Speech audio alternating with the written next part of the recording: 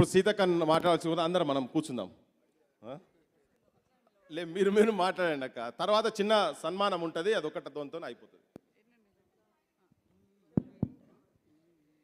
మా ఓరుగల్లు పోరు బిడ్డ, ఉద్యమ కెరటం, ధిక్కార స్వరం, మరి 70 ఏళ్ల క్రితమే తెలంగాణ ప్రజల యొక్క ఆత్మ గౌరవాన్ని ఆవిష్కరింపజేసినటువంటి మహనీయుడు, పెద్దలు గౌరవనీయులు స్వర్గీయ ముచ్చర్ల సత్తన్న గారి మరి పంచాయతీ పాట ఆవిష్కరణ కార్యక్రమాన్ని ఈరోజు నిర్వహిస్తూ నన్ను ఇక్కడికి ఆహ్వానించినటువంటి సోదరుడు గౌరవనీయులు మా వరంగల్ ముద్దు బిడ్డ సత్యన్న పోరు బిడ్డ మరి పృథ్వీ గారికి, అదేవిధంగా విమలక్క గారికి, వెంకటేష్ గారికి, విఠలన్న గారికి, శంకరన్న గారికి, మా గద్దరన్న వారసులందరికీ కళా సోదరులకు, అదేవిధంగా విమలక్క, సీనన్న, వరంగల్ రవన్న, చిన్న గద్దరన్న, సీనన్న, ఇంకా అందరూ మా కళాకారులకు అందరికీ, ముఖ్యంగా గద్దరన్న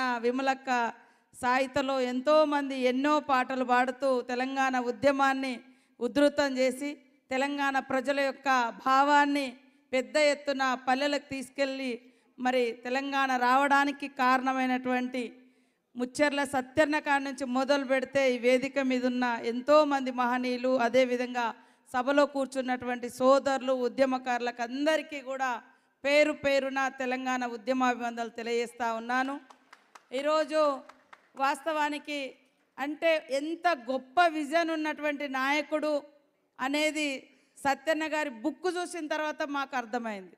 నాకు కూడా అంటే సత్యన్న పేరు విన్నాము, ఆయన మాజీ మంత్రిగా మంచి పేరున్న వ్యక్తిగా, కానీ తెలంగాణ కోసం ఇంత ఉద్యమాన్ని చేసిండు. ఆనాడే ఆయన ఆవేదనను, ఆలోచనను, ఆశయాన్ని ఏ రకంగా కథల రూపంలో, కవితల రూపంలో, పాటల రూపంలో ప్రజల్లోకి తీసుకెళ్ళి తెలంగాణ భావాన్ని ఏ రకంగా వ్యాపింపచేసిండు అనేది మొన్న పృథ్వీ అన్న బుక్ ఇచ్చిన తర్వాత నాకు అర్థమైంది.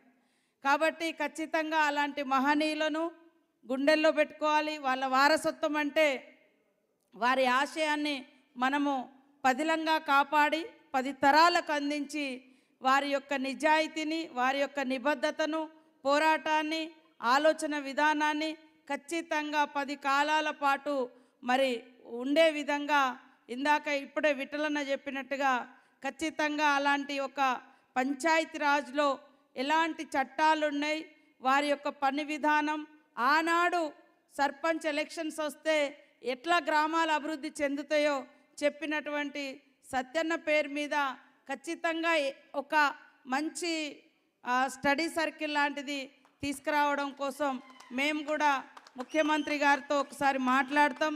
అట్లనే ఓరుగల్లు బిడ్డ కాబట్టి ఓరుగల్లులో కూడా ఏదైనా ఒక ప్రముఖమైనటువంటి ప్రాంతానికి కానీ లేకుంటే ఎడ్యుకేషన్ ఇన్స్టిట్యూషన్స్ కానీ లేదా ఏదైనా ఇప్పుడే అనుకున్నాము ఏదైనా ఒక మంచి దానికి పేరుండే విధంగా మనం ఖచ్చితంగా తీసుకురావాల్సిన అవసరం ఉంది.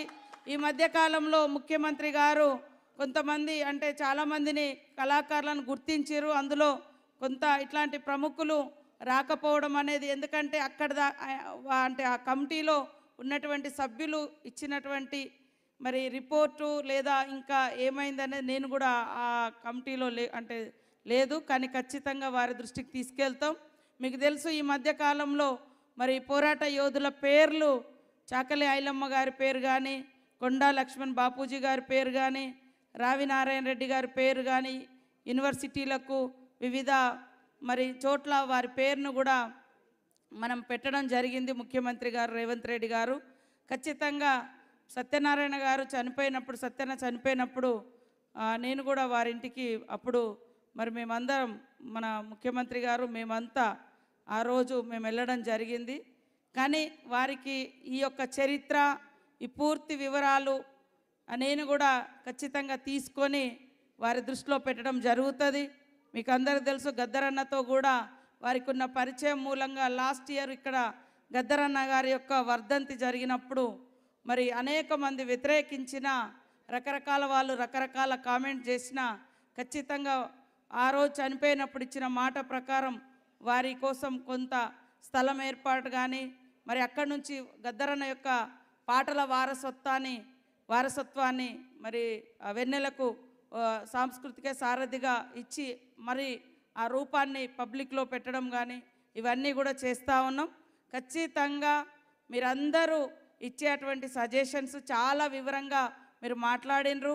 మీలో అంటే మీరు అంటే ఆయన సత్యన్నతో ఉన్నటువంటి అనుబంధం కూడా మీరు వ్యక్తం చేయడం జరిగింది.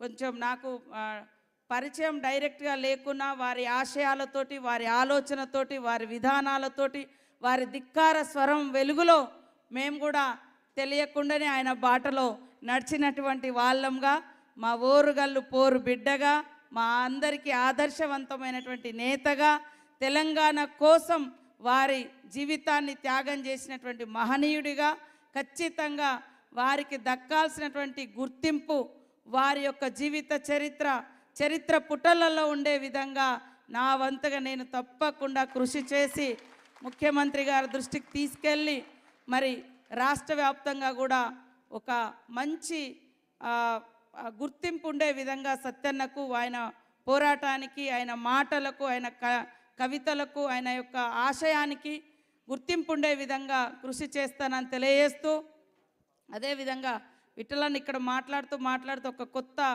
ఆలోచన కూడా నాకు మీ మాటల ద్వారా అందించిండ్రు.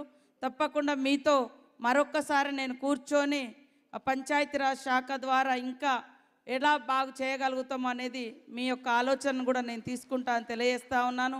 మీకు అందరికీ ఒకటే, ఇప్పుడు మన ముచ్చర్ల సత్యన్న గారి పాట వింటే ఈరోజు 2 ఇయర్స్ నుంచి దాదాపుగా 18 నెలల నుంచి గ్రామాలలో సర్పంచులు లేరు. ఎందుకంటే మనకు 42% బీసీ రిజర్వేషన్, దానికోసం ఎలక్షన్స్ లేవు. నేను కూడా చాలా ప్లాన్ చేసుకొని ఏరి కోరి తీసుకున్న ఈ శాఖ, పంచాయతీరాజ్ శాఖ ఉంటే పల్లెలను బాగు చేయాలని. కానీ అక్కడ ఎంత అధికార యంత్రాంగం యాక్టివ్గా ఉన్నా ఒక సర్పంచ్కు లేదా ఒక గ్రామంలో నుంచి వచ్చిన ఒక నాయకుడికి ఉన్నంత కమిట్మెంటు, ఆ ఫీలింగ్, ఆ భావన ఏ అధికారికి ఎవరికో కొంతమందికి ఉంటుంది. సో ఆ గ్యాప్ అనేది, ఆ ల్యాబ్స్ అనేది కనబడుతుంది. కాబట్టి అంటే ఇట్లాంటి సిచ్యువేషను మరి సత్యన్న 1958లోనే గుర్తించి ఊరికి సర్పంచ్ ఉంటే ఊరికి ఎంత మేలు జరుగుతుందో అద్భుతంగా వారి యొక్క పాటలో, వారి యొక్క కవితల్లో రాసి చూపించడం జరిగింది. సో నేను ఇప్పుడు ఈ 18 నెలల నుంచి సర్పంచ్ లేకుంటే ఎట్లా ఉంటుందని పంచాయతీరాజ్ శాఖ మంత్రిగా నేను కూడా ఆ సమస్య ఫేస్ చేస్తూ ఉన్నాను. చాలా చేయాలనుకుంటాం, కానీ చేయాలి అనే ఆతృత నాకు ఇక్కడ పైన ఉండడం కాదు, కింద ఇంప్లిమెంటేషన్ చేసేటువంటి యంత్రాంగము లేదా ఆ మనసున్న మహారాజులు ఎవరైనా ఉన్నారంటే ప్రజలతోటి ఎన్నుకోబడ్డటువంటి వాళ్లకు ఆ కమిట్మెంట్ ఉన్నటువంటి వాళ్ళు రావాలి రాజకీయాల్లోకి. ఖచ్చితంగా అది పరిష్కారం అవుతుంది. ఆ రోజు సత్యన్న కన్న కలను ఖచ్చితంగా రేపటి గ్రామ పంచాయతీ ఎన్నికల ద్వారా మరి గ్రామాలలో ఆ వెలుగును మరింత ముందుకు తీసుకురావడం కోసం వారు రాసినటువంటి పుస్తకాన్ని, వేదిక మీద ఉన్నటువంటి సోదరుల యొక్క ఆలోచన విధానాన్ని, వారు స్టడీ చేసినటువంటి అంశాలను అన్నింటిని తీసుకొని ఒక నూతన పాలసీ కూడా తీసుకొచ్చి మరి రాబోయే కాలంలో మనం మన గ్రామాలను దేశానికే పట్టుగొమ్మలాగా తీర్చిదిద్దుదామని నాకు ఒక ఆదివాసీ బిడ్డనైనా నాకు ఒక జనరల్ పోర్ట్ఫోలియో, ఫస్ట్ టైం చరిత్రలో ఒక ట్రైబల్కు జనరల్ పోర్ట్ఫోలియో పంచాయతీరాజ్ వచ్చింది. అందులో కోయ సమాజం నుంచి ఈ 75 సంవత్సరాల రాజ్యాంగం పుట్టిన కాంచి, ఎలక్షన్ విధానం వచ్చిన కాంచి కోయ సమాజం నుంచి, సమ్మక్క సారక్క జాతి నుంచి ఎవరికీ మంత్రి రాలే. ఫస్ట్ టైం నాకు వచ్చింది అవకాశం. సేమ్ టైం జనరల్ పోర్ట్ఫోలియో మా అధినాయకత్వం నుంచి ఇక్కడ నాయకత్వం వరకు అందించడం జరిగింది. మీ అందరి యొక్క సహాయ సహకారాలు, సలహాలు తీసుకొని మాలాంటి వాళ్ళను కూడా మీరు ఖచ్చితంగా మీ ఆడబిడ్డల్లాగా తప్పొప్పులున్నా వాటిని సరిదిద్దుతూ మంచి సూచనలు, సలహాలు ఇస్తే తప్పకుండా తీసుకొని సమున్నతంగా గ్రామాలను తీర్చిదిద్దుదామని, తద్వారా ముచ్చర్ల సత్యన్న గారి యొక్క గ్రామ స్వరాజ్యాన్ని నిర్మిద్దామని ఈ సందర్భంగా తెలియజేస్తూ అందరికీ నమస్కారాలు. జోహార్ ముచ్చర్ల సత్యన్న, జోహార్ ముచ్చర్ల సత్యన్న, జోహార్ ముచ్చర్ల సత్యన్న. చర్చ పెట్టేసి ఒక ఆఖరి కార్యక్రమం అక్క. థ్యాంక్స్ అక్క. థ్యాంక్స్. లేదు వీళ్ళకు సన్మానం ఒక 5 మందికి అంతే, మీ చేతుల మీదుగా అందరు అట్లనే వెయిట్ చేస్తున్నారు. అన్నదా లే ఇప్పుడు గద్దర్ నర్సన్న, మాటల తిరుపతి, గిద్దరాం నర్సన్న, ఇంకొక ప్రధానమైన వ్యక్తి వీరులార వందనం కాడ నుంచి మా రవి ఆలా రవణ మ్యూజిక్ డైరెక్టర్. ఆలా రవణ ఏడునవు ఎక్కడున్నాడు? నేను కనుకనే ఉంటాడు.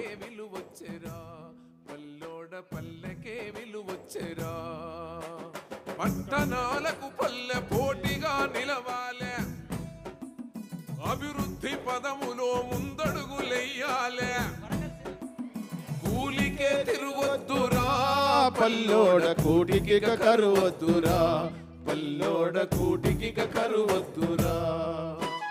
పంచాయత్ వచ్చిందిరా పల్లోడ గిద్దరాం నర్సు మొట్టమొదటిసారి నాన్న చనిపో